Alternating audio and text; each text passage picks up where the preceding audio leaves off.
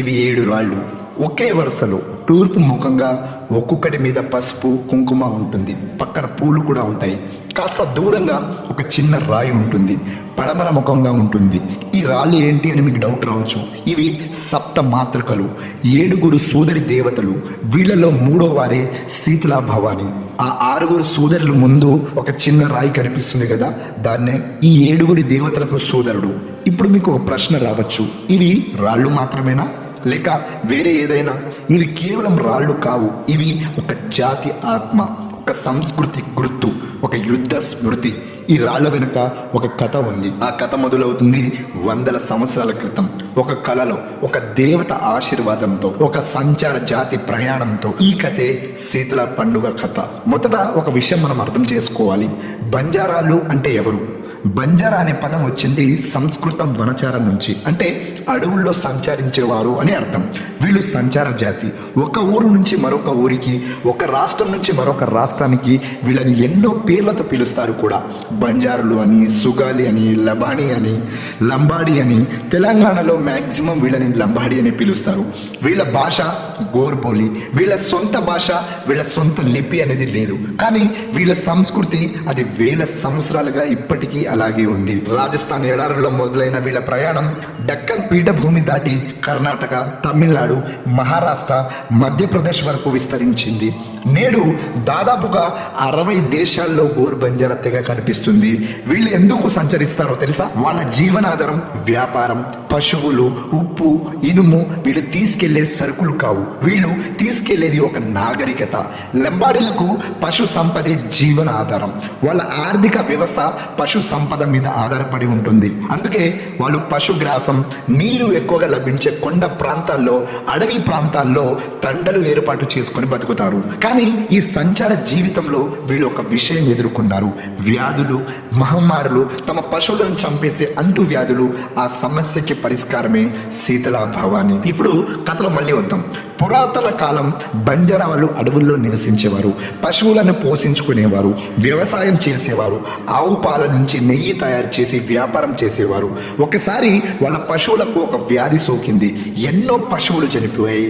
ఆ గ్రామానికి పెద్ద నష్టం వచ్చింది. ఒక రాత్రి ఆ గ్రామ నాయకుడి కలలో 7 దేవతలు ప్రత్యక్షమయ్యారు. వాళ్ళు అతనికి చెప్పారు, ఒక చెట్టు కింద మా 7 విగ్రహాలను ప్రతిష్ఠించు, మమ్మల్ని పూజించండి, బలులు ఇవ్వండి, అప్పుడు మేము మీ పశువులను కాపాడుతామని నాయక్ కలలో చెప్పారు. వ్యాధులను తొలగిస్తామని కూడా చెప్పారు. ఆ 7 దేవతల్లో ఒకరు శీతలా భవాని. మీరు ఆ నాయకుని కొంచెంసేపు ఊహించుకోండి. మీ కళ్ళ ముందు మీ పశువులు చనిపోతున్నాయి, మీ కుటుంబాలు ఆకలితో ఉంటుంది. అప్పుడు మీ కళ్ళలో 7 దేవతలు కనిపిస్తారు. మీరేం చేస్తారు? నాయక్ ఆ కళలను గ్రామస్తులకు చెప్పాడు. అప్పటి నుంచి వాళ్ళు శీతల పండుగ చేయడం మొదలు పెట్టారు. ఆ 7 సోదరుని మళ్ళీ పేరేంటో తెలుసా? మొదటి వారు మేరమ్మ భవాని, 2వ వారు తుల్జా భవాని, 3వ వారు శీతలా భవాని, 4వ వారు హిమ్లా భవాని, 5వ వారు ద్వాలంఘర్ భవాని, 6వ వారు కంకాళి భవాని, 7వ వారు మంత్రల భవాని. వీళ్ళు నవదుర్గల్ లాంటి వారు. వీళ్ళ సోదరుడు లుక్కుడియా దేవుడు. ఇది బంజారాల తొలి పండుగ. ఇది ఎప్పుడు జరుపుకుంటారో మీకు తెలుసా? ప్రతి సంవత్సరం ఆషాఢ మాసంలో జూలై నెలలో ఒక మంగళవారం రోజున జరుపుకుంటారు. ఎందుకు ఓన్లీ ఆషాఢంలో జరుపుకుంటారంటే వర్షాకాలంలో వ్యాధులు ఎక్కువగా వ్యాపిస్తాయి. ఆ కాలంలో మందులు లేవు. అందుకే బంజారాలు తమ దేవతను ప్రార్థిస్తారు. జ్వరం కావచ్చు, కలరా కావచ్చు, మహమ్మారుల నుంచి కాపాడమని మంగళవారం రోజు దేవతలని పూజిస్తారు. ప్రతి సంవత్సరం మంగళవారం రోజున మాత్రమే ఈ పండుగ జరపడం వాళ్ళ సాంప్రదాయం. ఎలా జరుపుకుంటారో తెలుసా? ఇందులో 7 భాగాలు ఉన్నాయి. మొదటి దిశ స్థల నిర్ణయం, అంటే ఒక ప్లేస్ని ఎంచుకుంటారు. తండ బయట తూర్పు దిక్కున 7 రాళ్లను ప్రతిష్ఠిస్తారు. కొత్త ప్రారంభానికి, ఉదయించే సూర్యునికి ఎదురుగా పెడితే వాళ్ళకి మంచి జరుగుతుందని నమ్మకం. ఈ రాళ్ల ముందు లుకుడియా భగవాన్ రాయి ఉంటుంది. ఇది పడమర ముఖంగా ఉంటుంది, సమర్థ్యులకు చిహ్నంగా మారుతుంది. 2వ దశ పూజ సన్నాహాలు. ఈ రాళ్లను శుభ్రం చేస్తారు, పసుపు కుంకుమతో అలంకరిస్తారు, పూలు కూడా వేస్తారు. 3వ దశ గ్రామ నాయక్ లేదా పూజారి నేతృత్వంలో సాంప్రదాయ పూజలు జరుగుతుంటాయి. దైవిక శక్తులను, పూర్వీకులను అందరినీ అక్కడ స్మరించుకుంటారు. ఈ పూజలో ఇంట్లో వండిన బెల్లం కావచ్చు, నవధాన్యాలతోటి ప్రసాదం సమర్పిస్తారు. ఇది పుష్టికి సంపదకు చిహ్నం. 4వ దశ నృత్యం మరియు పాటలు. ఆ రోజు లంబాడి మహిళలు రంగురంగుల వస్త్రాలు ధరిస్తారు. వాళ్ళు గుండ్రంగా నృత్యం చేస్తారు. బంజారా పాటలు పాడుతూ ఎంతో సంతోషంగా గుండ్రంగా తిరుగుతూ శీతల భవాని పండుగను జరుపుకుంటారు. ఆ పాటల్లో సీతారామ కథ కూడా ఉంటుంది. ఆమె రక్షణ, ఆమె పోషణ. 5వది బలి. నృత్యాల తర్వాత ఒక మేకను బలి ఇస్తారు. 6వ దశ పశు సంరక్షణ. ఆ తర్వాత ఆవులు కావచ్చు, మేకలు కావచ్చు, గొర్రెలను ఒక పవిత్ర రేఖ మీద నుంచి నడిపిస్తారు. ఆ రేఖ వాటికి సీతాలమ్మ రక్షణ ఇస్తుందని వాళ్ళు నమ్ముతారు. పశువుల మీద గుగ్గీస్ అనే ప్రత్యేక నైవేద్యం చల్లుతారు. అది ఎలా తయారు చేస్తారంటే నవధాన్యాల్లో మేక రక్తంని కలిపి ఆ గుగ్గీస్ పశువుల పైన చల్లుతారు.